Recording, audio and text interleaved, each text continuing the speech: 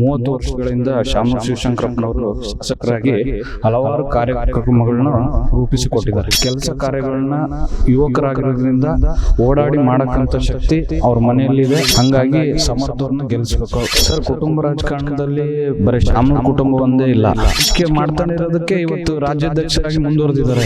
ಅಂತ ಈಗ ಎಲೆಕ್ಷನ್ 15 ದಿವಸದ ಮಟ್ಟಿಗೆ ಹೇಳ್ತಾರೆ, ನಾಳೆ ಎಲೆಕ್ಷನ್ ಆದ ತಕ್ಷಣ ಕುಟುಂಬ ರಾಜಕಾರಣ ಎಲ್ಲರೂ ಮರೀತಾರೆ.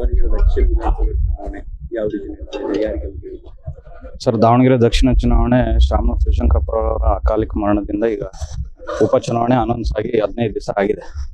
ಅದೇ ರೀತಿ ಎಲ್ಲ ವಾರ್ಡ್ ವೈಸು ಎಲ್ಲ ಕಾರ್ಪೊರೇಟರ್ಗಳು, ವಾರ್ಡ್ ಅಧ್ಯಕ್ಷರುಗಳು, ಕಾರ್ಯಕರ್ತರು ಅದಕ್ಕೆ ತಕ್ಕಂತೆ ಚುನಾವಣಾ ಋಣತಂತ್ರ ರೂಪಿಸ್ತಿದ್ದಾರೆ.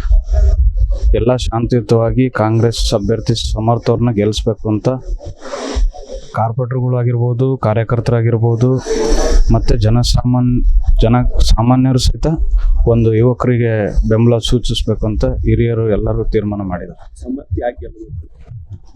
ಸರ್, ಸಮರ್ಥ ಯಾಕೆ ಗೆಲ್ಲಬೇಕು ಅಂದರೆ, ದಾವಣಗೆರೆ ದಕ್ಷಿಣದಲ್ಲಿ ಕಳೆದ 30 ವರ್ಷಗಳಿಂದ ಶಾಮನೂರು ಶಿವಶಂಕರಪ್ಪನವರು ಶಾಸಕರಾಗಿ ಹಲವಾರು ಕಾರ್ಯಕ್ರಮಗಳನ್ನ ರೂಪಿಸಿಕೊಟ್ಟಿದ್ದಾರೆ. ಆ ಕಾರ್ಯಕ್ರಮಗಳನ್ನ ಈ ಮುಂದಿನ 2 ವರ್ಷದಲ್ಲಿ ನಾವು 5 ವರ್ಷಕ್ಕೋಸ್ಕರ ಆರ್ತಿದ್ವಿ. ಆ್ಯಕ್ಚುಲಿ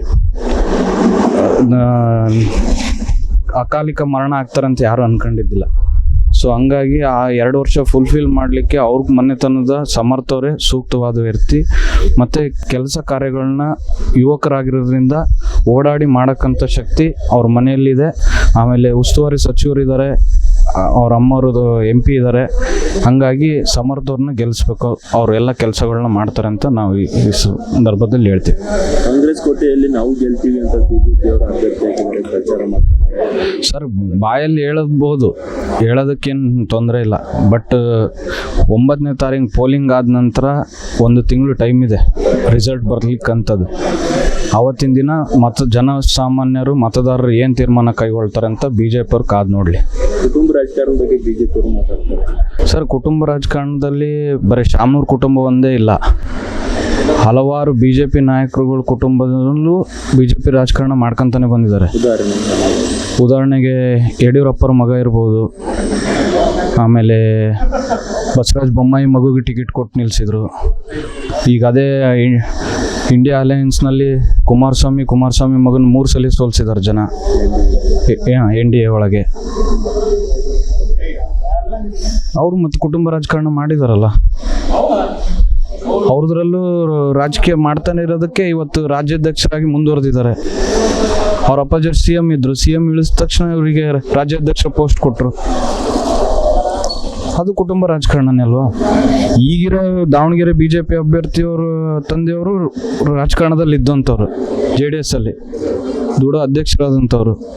ಮತ್ತು ಈಗ ದಾಸ್ ಕರಿಯಪ್ಪ ಅವರು ಮತ್ತು ಕುಟುಂಬ ರಾಜಕಾರಣನೇ. ಕಾರ್ಯಕರ್ತರು ನಮ್ದ್ರಾಗ ಹೆಂಗೆ ಕಾರ್ಯಕರ್ತರು ಇದ್ದಾರೋ ಅವ್ರಿಗೂ ಕಾರ್ಯಕರ್ತರು ಅಂತಾನೆ ಗುರುತಿಸ್ಕೊಟ್ಟಿರ್ಬೋದು. ಕುಟುಂಬ ರಾಜಕಾರಣ ಅಂತ ಈಗ ಎಲೆಕ್ಷನ್ 15 ದಿವಸದ ಮಟ್ಟಿಗೆ ಹೇಳ್ತಾರೆ, ನಾಳೆ ಎಲೆಕ್ಷನ್ ಆದ ತಕ್ಷಣ ಕುಟುಂಬ ರಾಜಕಾರಣ ಎಲ್ಲರೂ ಮರೀತಾರೆ. ಸಮರ್ಥ ಅವರು ಸರ್, ಅವರು ಸಾಮಾನ್ಯರಲ್ಲಿ ಸಾಮಾನ್ಯರು. ಅವರಿಗೆ ನಾನು ಒಬ್ಬ ರಾಜಕೀಯ ಕುಟುಂಬದ ಮನುಷ್ಯ ಆಗಲಿ ಅಂತ ಅನ್ನೋದಾಗಲಿ, ಅಥವಾ ನನಗೆ ರಾಜಕೀಯ ಹಿನ್ನೆಲೆ ಇರೋ ಫ್ಯಾಮಿಲಿ ಅಂತದಾಗಲಿ, ಅದು ಯಾವುದೇ ಥರ ರೀತಿಯ ಅಹಂ ಅನ್ನೋದಾಗಲಿ ಇದು ಇಲ್ಲ. ಸಾಮಾನ್ಯರಾಗಿ ಅವರು ಕೂಡ ಜನಸಾಮಾನ್ಯರಂತೆ ಕಾಣ್ತಾರೆ ಎಲ್ಲರನ್ನು. ನಾನು ಹೋದ್ರೂ ಕೂಡ ಏನಪ್ಪ ಬಾರಪ್ಪ ಅಂತಲೇ ಮಾತಾಡ್ತಾರೆ ಹೊರತು ದೊಡ್ಡರ ಹತ್ರ ಏನ್ರಿ ಹೂನ್ರಿ ಅಂತಲೇ ಮಾತಾಡ್ತಾರೆ. ಅದು ಎಲ್ಲರಿಗೂ ಇಷ್ಟವಾದಂಥ ಗುಣ ಅವರಲ್ಲಿರೋದು. ಶಾಸಕರಾದ ನಂತರ ಏನೆಲ್ಲ ನಿರೀಕ್ಷೆ ಮಾಡ್ತೀರಾ ಸರ್? ಶಾಸಕರಾದ ನಂತರ ಅವರು ಈಗ ಆಲ್ರೆಡಿ ಹಲವಾರು ಯೋಜನೆಗಳನ್ನ ತಲೆಯಲ್ಲಿ ಹಿಡ್ಕೊಂಡು, ಉದ್ಯೋಗದ್ದಾಗಿರ್ಬೋದು, ಗೌರ್ಮೆಂಟ್ ಕಾಲೇಜ್ಗಳಾಗಿರ್ಬೋದು, ಆಮೇಲೆ ಈಗ ಒಂದು ಸ್ವಲ್ಪ ಕುಡಿಯೋ ನೀರಿಂದು ಆ ಕಡೆ ಭಾಗದಲ್ಲಿ ತೊಂದರೆ ಆಗಿರೋದು ಅಂತ ಹೇಳಿ ಜನಸಾಮಾನ್ಯರು ಹೇಳ್ತಾ ಇದ್ದಾರೆ. ಈಗ ಮೊನ್ನೆ ಅವರು ಚುನಾವಣಾ ಪ್ರಚಾರಕ್ಕೆ ಹೋದಂಥ ಸಂದರ್ಭದಲ್ಲಿ ಹೆಣ್ಮಕ್ಳುಗಳು ಒಂದು ಸ್ವಲ್ಪ ತೊಂದರೆ ಆಗ್ತಿದೆ ಅಂತ ಹೇಳಿದರೆ, ಅದನ್ನು ಆದಷ್ಟು ನಾನು ಗೆದ್ದ ನಂತರ ಫಸ್ಟು ಕುಡಿಯೋ ನೀರಿನ ಯೋಜನೆ ಏನು ಸಮಸ್ಯೆ ಐತೆ ಆದಷ್ಟು ಬೇಗ ಕ್ಲಿಯರ್ ಮಾಡಿಸ್ಕೊಡ್ತೀನಿ ಅನ್ನೋ ಒಂದು ಆಶ್ವಾಸನೆ ಕೊಟ್ಟಿದ್ದಾರೆ. ಎಷ್ಟು ಅಂತರದಿಂದ ಗೆಲ್ಬೋದು ಸರ್? ನಾವು ಒಂದು 30-32 ಸಾವಿರ ಲೀಡಲ್ಲಿ ಅಂತ ಗೆಲ್ತಾರೆ ಅಂತ ನಾವು ನಿರೀಕ್ಷೆ ಇಡಲಿದ್ದೀವಿ. ಹೆಚ್ಚಿನ ವಿಡಿಯೋಗಳಿಗೆ ಪ್ರತಿಧ್ವನಿ ಯೂಟ್ಯೂಬ್ ಚಾನೆಲ್ ಸಬ್ಸ್ಕ್ರೈಬ್ ಮಾಡಿ, ಬೆಲ್ ಐಕಾನ್ ಕ್ಲಿಕ್ ಮಾಡಿ.